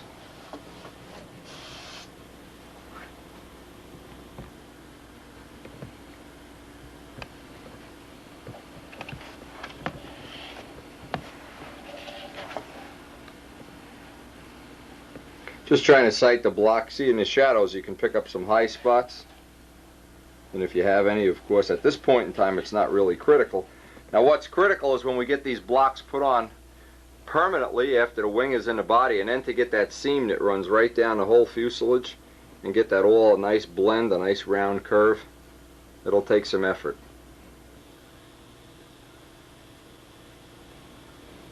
Now today we want to carve up the cowl, so the first thing I did, I went through my box of scrap wood. You don't necessarily need a good piece of wood for a cowling because you carve almost all of it away. And this is kind of a maybe an 8-pound block or something I was saving for wingtips. And what I'm going to do, I'll do it off camera, is I have to get this angle sanded right in so it's exactly the right angle that it fits up against the nose ring. See, it doesn't really fit in that well now. So step one is I'll take this and zona saw it off and block sand it until it's a nice tight fit on the back of the cowl.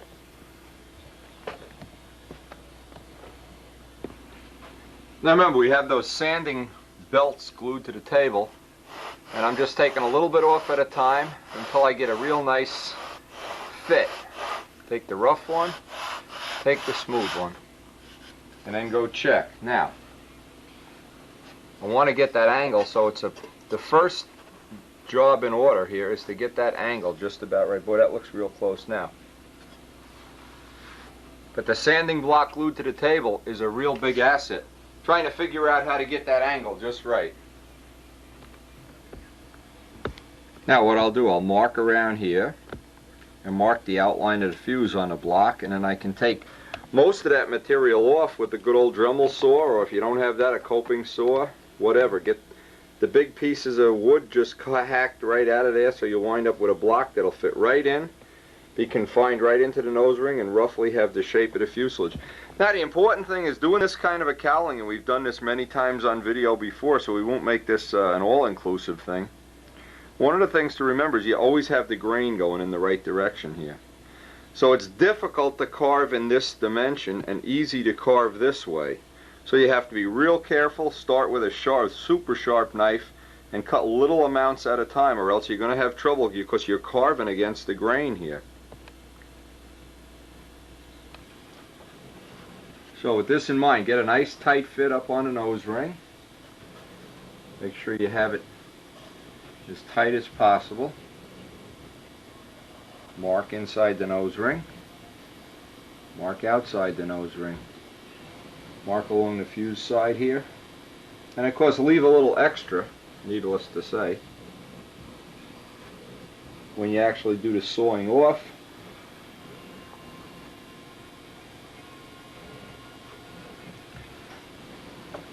Now you have a little indication of where that's going to be. Now you can take this amount off with the saw, and you know you'll have most of it done, and this you can take out with a Dremel tool.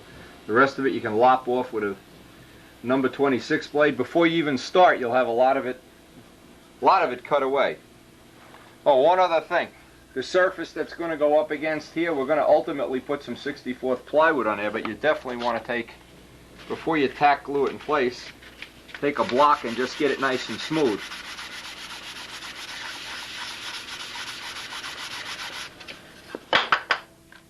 What that gives you is that nice joint so that the 64th plywood will fit right, a nice tight joint.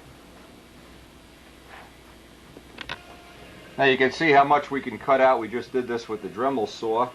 It just makes a lot of the carving, get it done ahead of time. Now next step is going to be, I'm going to make sure I have a nice fit along the whole edge, which it looks like we do. Amazingly enough, this is going pretty fast.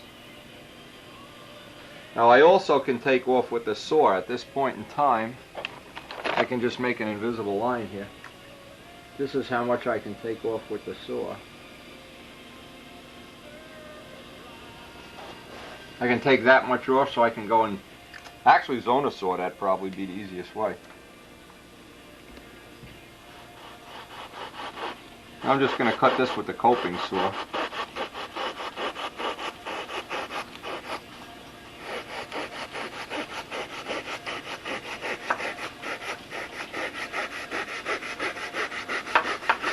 The idea is to get off all the big amounts of material before you actually start carving. It just makes the carving go a lot faster. So you can get that off. You know that would have to be carved off.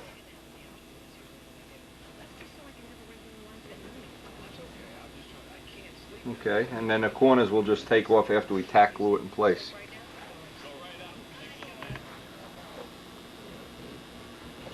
Now I want to tack glue this on, next step, so that I can start hacking and carving on it. I'm trying to get a nice tight fit. I'll just tack it on both sides first.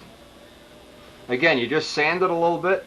Easiest way, sand it a little bit, leave the dust on. Most important thing is that we have that nice fit by the nose ring.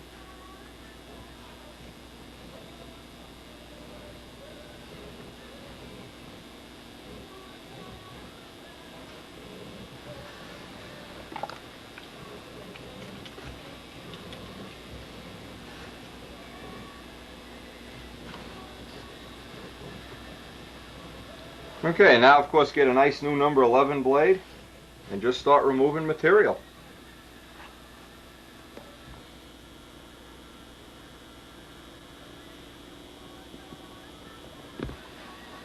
Now of course I have the foam pad on here.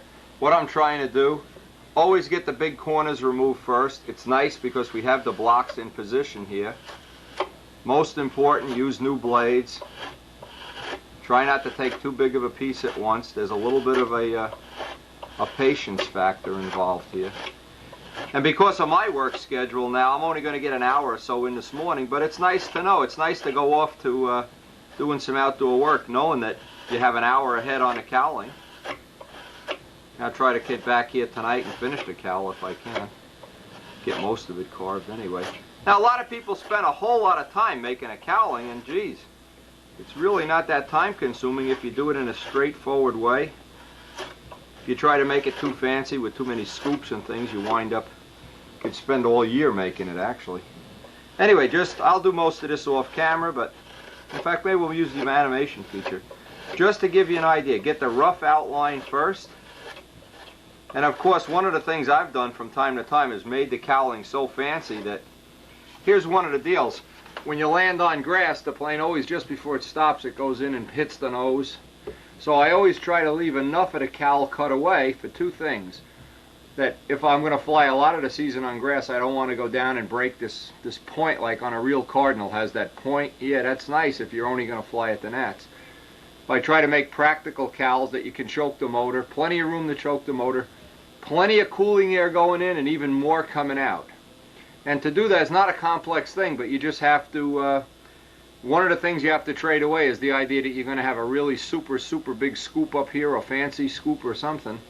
Otherwise, you're really limited to where you can fly or when you can fly or whatever. With that in mind, I'm going to keep this cowl as small and simple as, again, make the cowl as small as possible. Small is always better than big. And I'll do this with the animation for you, just see how much I can get done before we actually have to run off to work today.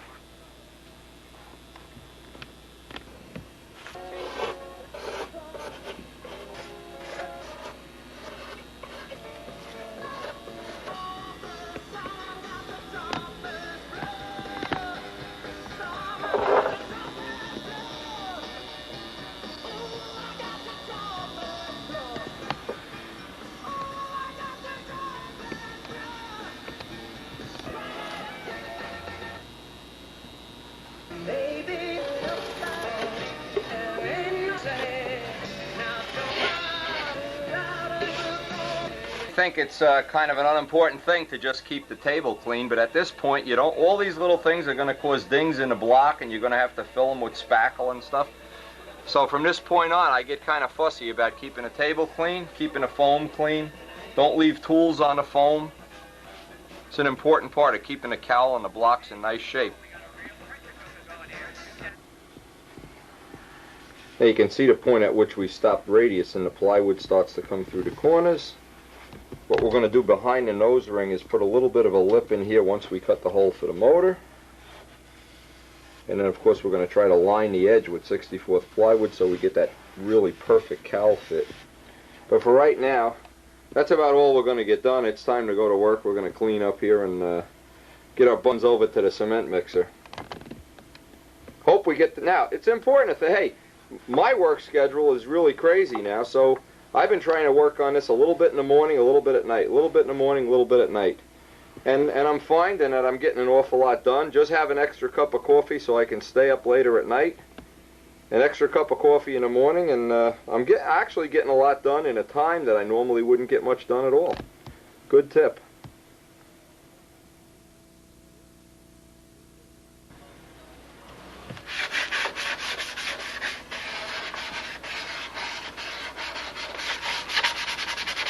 Just going to get a little final sanding in here tonight, try to get before we pull the block off.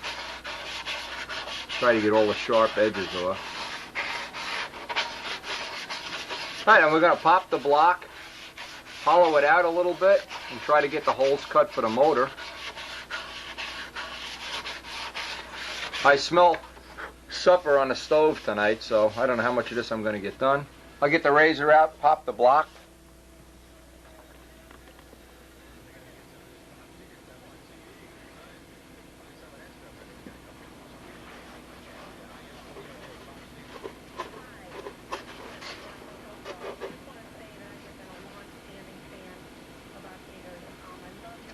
I'm trying to get this off without putting any roughening up the edges so that I can get the fit to the cowl real nice.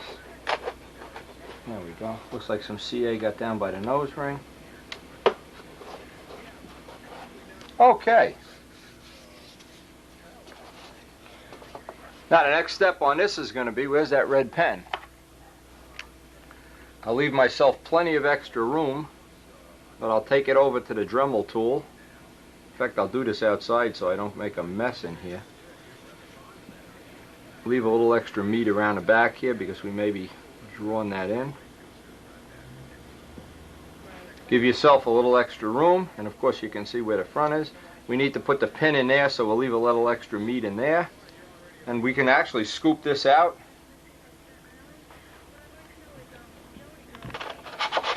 Any little spots of balsa that stick in here, I want to get them off right now. So we have a nice square edge to start getting that cowl fit.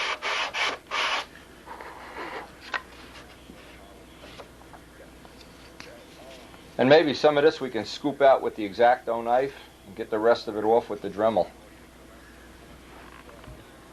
Now what I like to try to do here, this is kind of simple. I don't like to use a Dremel tool anytime I can use a knife because I really don't like breathing the dust in. So I've got a nice brand new blade here. And I'm going to try to scoop this out as much as I can. And then I'll do the final little bit outside with the Dremel tool. But basically get as much of this done as I can in here.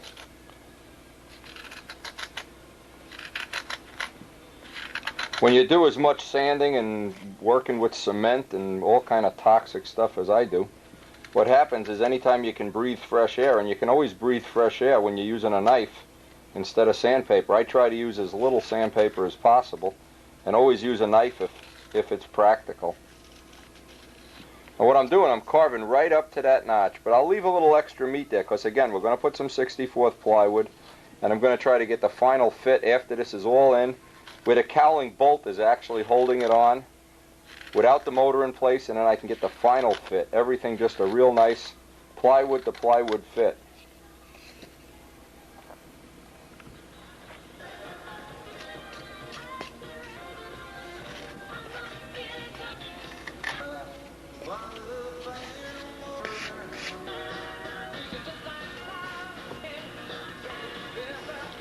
Now from this point in the job, I'm trying to keep this clean, extremely clean, because I don't want to get little dings in the blocks.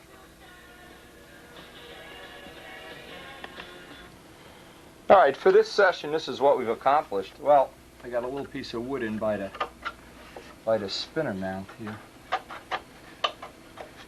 Next time we get to do a session here, we don't know what's going to happen. We'll start the hollowing and fitting up the motor. But I'd say for a nice 1 day's operation, that was pretty good.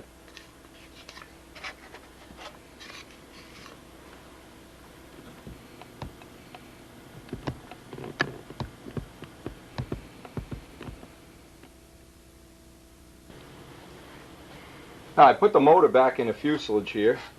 And what I'm going to do, I'm going to take the little block, and for right now, just try to estimate, get a rough estimate this way as to roughly where the cylinder head's going to come out. This is the center of the glow plug right here, center of the venturi, and then I'll try to interpolate that hole just roughly, and then I'll keep making it bigger and bigger and bigger. First thing to do is just get a rough cut. Let's see what this looks like so you get an idea. This is just for the rough cut of it all.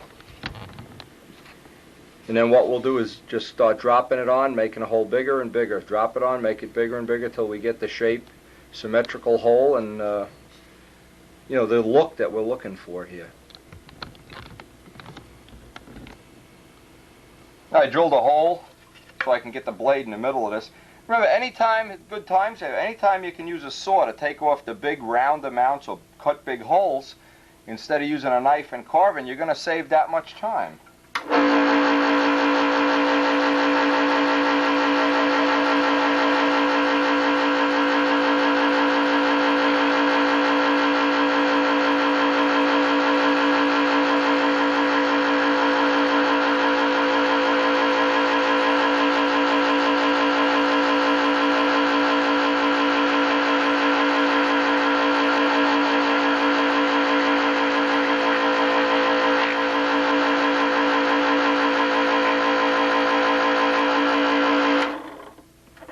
by cutting this on the underside, now we can just start dropping it in place and taking a number 11 blade. You can see how quick that goes. You get rid of that piece, now you can just start dropping this over the motor and shaving it away until you get the fit that you're looking for. Now you can see what we have. And we know this isn't going to fit on the first try, but we'll get it dropped down in position. And now this is just like sheetrock work. When you put a piece of sheetrock up and you find a spot where it's rubbing, what we want to do is find the spots where it's rubbing, and I'll just mark wherever it hits hard. Mark that with a red pen, and I'm hitting over here on the cylinder wall. And wherever I'm hitting hard, now I can take that piece out, take a nice number 11 blade and just gouge it away. Dremel tool, number 11 blade, whatever. I can take those spots away, and by doing it over, eventually it's going to drop right over the motor. Just keep taking away the hard spots until you get the exact fit you want. Now another way of doing this, I'm not going to do it this way, but this is a way that makes a lot of sense, is you take the cylinder of the motor from the exhaust port to the glow plug and put 10 wrappings of masking tape on it, and that gives you the right clearance. Like when you're doing an oblique cowling and you can't see inside, to see what kind of clearance you have, put the tape on there. And as long as you can clear 10 layers of masking tape, you know that you're going to have enough cooling air, it's not going to bubble or blister the paint, or you're going to have trouble with the motor overheating. Especially true if you're going to run the motor the way we want to run it, with a low pitch or lower than average pitch prop and a little bit harder. The motor gets a little hotter and you really need that cooling air. So we're going to be real fussy about getting this, and I'll do this over and over off camera until it just drops right over the cylinder.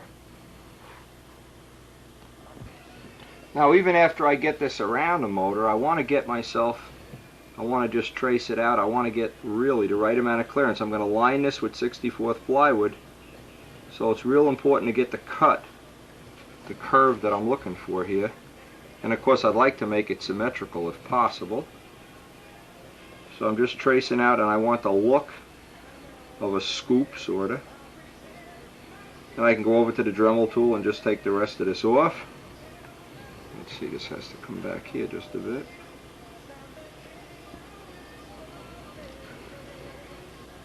And of course I want to be able to get in and choke the motor without any problem. And I don't want to make the front real flimsy, because that's where one of the cowl hold down pins is going to be. Now I'll just take the rest of this off with a Dremel drum, and then I'm ready to start getting a final fit around here.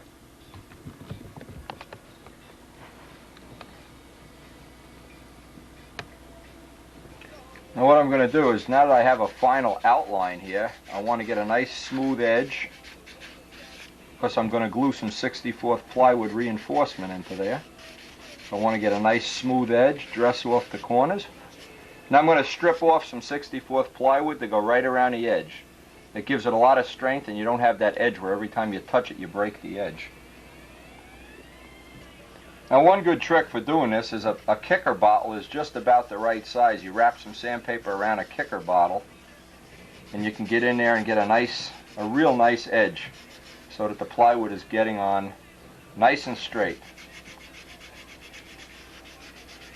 Now these are just the little details of a plane, but these are the little details that to me make a front row plane instead of a third row plane.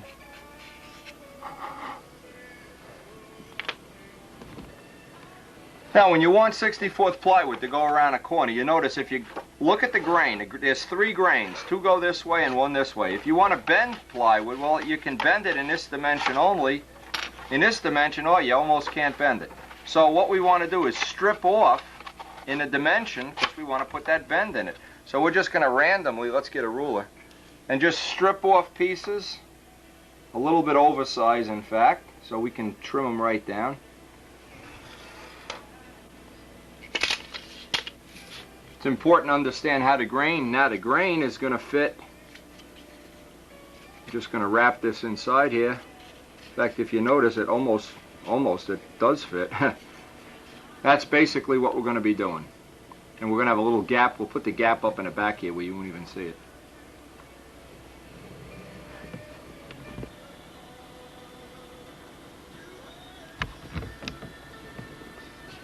Now before you try to glue the 64th plywood, take some sandpaper and just leave some sanding dust on it.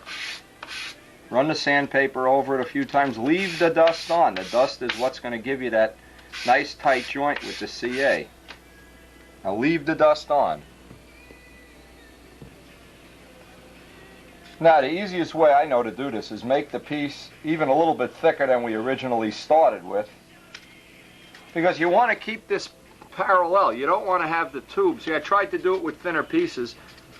I'm always trying to do it with thinner pieces. It doesn't work. You have to have a thick piece like this and get it that it stays completely. Otherwise, if it's not straight up and down, you wind up with a funnel in, a funnel out.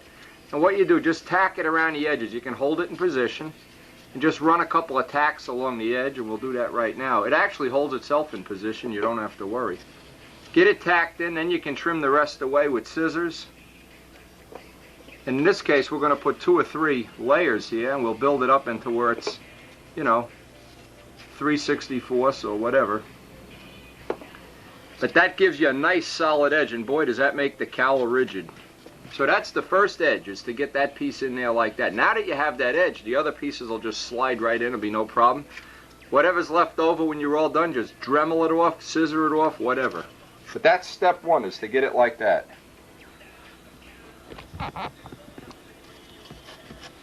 And we'll just fill that little piece in the back. But this makes it, you see, we have it nice and parallel. Otherwise, when you're doing it with the thinner strips, boy, it makes you crazy. The thing is always tilting. Now I just took a scissor and just clipped off all the extra from inside the cowl. So now this will drop right over there. Now you Dremel tool it off in the inside. Now the whole trick now is you have to get this just the look you want. Now, you don't want to have that big piece of plywood out there. We want to trim that down little by little by little by little till we just have a little bit of a lip and an edge there.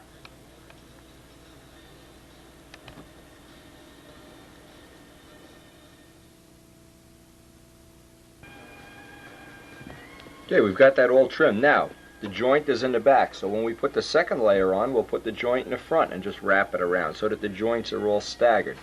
And we'll try to get 3 layers on there, and then final sand it right in.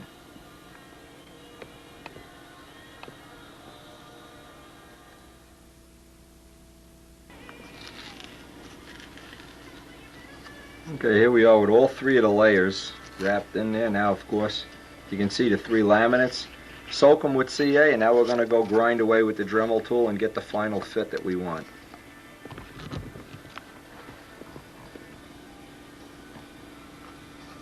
And what I did, I put a coat of thin CA on the whole inside of this because we're not going to be able to get to it conveniently. And then rub it with Q-tips. I'll give it a little light sanding, and then I'll be able to go on to the next step. What that really does is harden up the wood now so we can start working on the outer shape and get the plywood edges installed.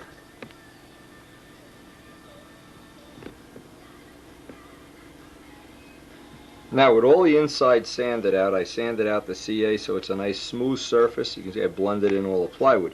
What I'm doing, I traced the outside of the cowl on 64th plywood. Now what I'm going to do is cut the inside out and then glue this right onto the table while it's a nice flat glass table, and that'll give me my nice razor sharp cowl edge.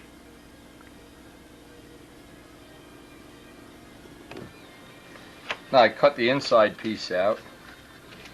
Couple of swipes with the sandpaper and leave the dust on. It's always the trick. Leave the dust on. Get the cowl lined up. You have an outline of it here. And without that edge, you're almost always going to buff through and break through the edge every time you touch the plane. It can really be a nuisance. Take a little time now. Glue it on a perfectly flat table and just let the dust kick off the CA. One of the nicest tricks in model aviation. You wonder how some people like Stan Powell and Joe Reinhardt get those perfect cowl fits. Well, this is one of the best tricks. Now we're almost getting to the end of this tape. So I don't know how much more of this we're going to get on the tape, but that'll give us, of course we glued it to the table, that's nice.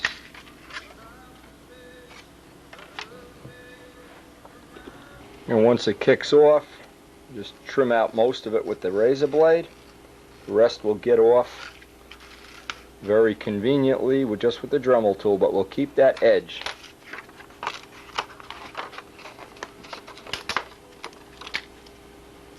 And we'll trim this off inside the Dremel drum and the outside,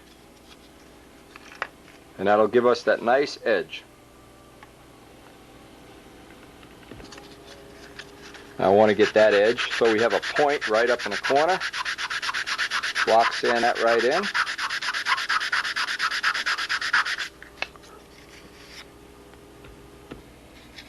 Okay, I got almost all of it out now. Now it's just a question of block sanding that. Get a final sanding on this, break all the edges.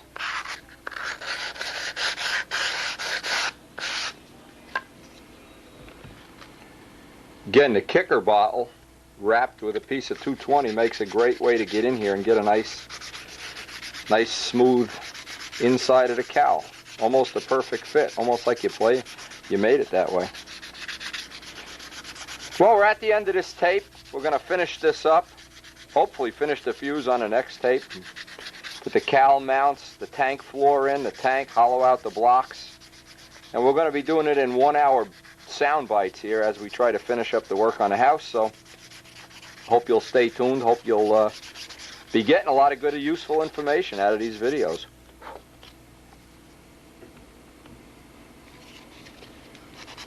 Now we also want to get a nice radius around here. We're going to put a little epoxylite on here and let that dry.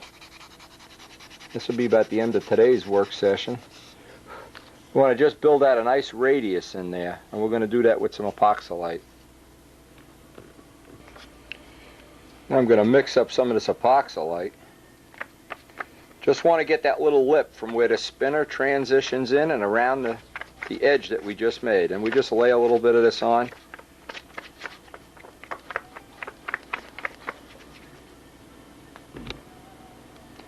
And what works out good is just use one of these rounded edge props to lay the material in. You want to try to get as much of the final shape as you can, because this stuff is such a pain in the ass to sand. And this is where I'm talking about, up here at the lip. I want to get a nice radius up there.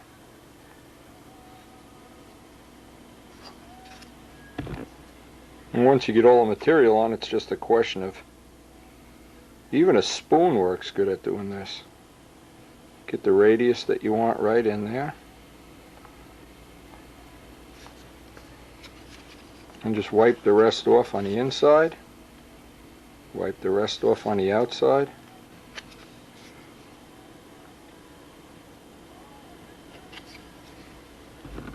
Now last but not least, you can wipe your finger off. Put a little soapy water or Windex on your finger and just wipe it one time. Save you a lot of sanding anyway.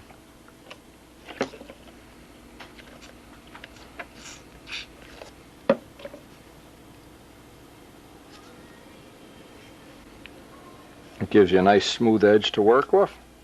And we'll put this aside to dry.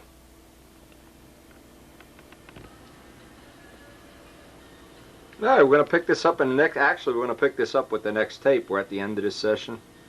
And we hope you've gotten some good information.